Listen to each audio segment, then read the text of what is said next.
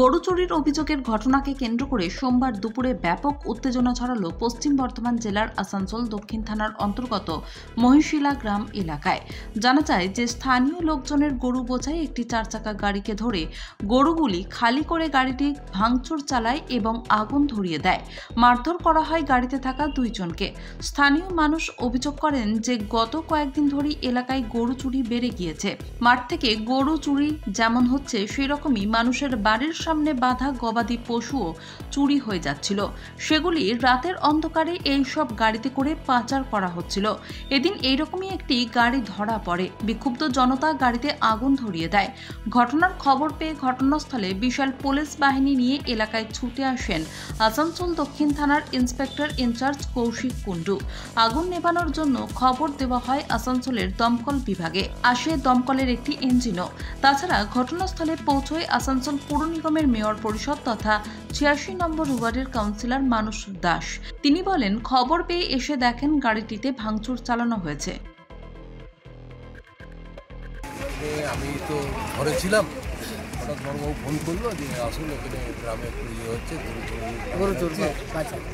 গরু চুরি।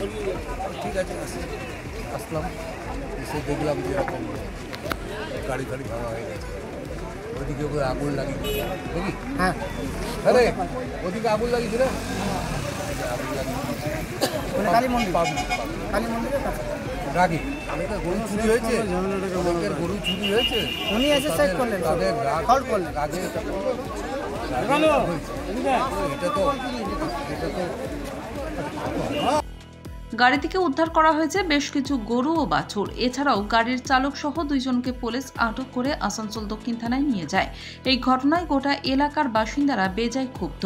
তারা মেয়র পরিষদের সামনেই পুলিশ অফিসারদের ঘিরে ক্ষোভ প্রকাশ করেন। পুলিশ যথাযথ তদন্ত করে পদক্ষেপ নেওয়ার আশ্বাস দিয়ে পরিস্থিতি সামাল দেয়।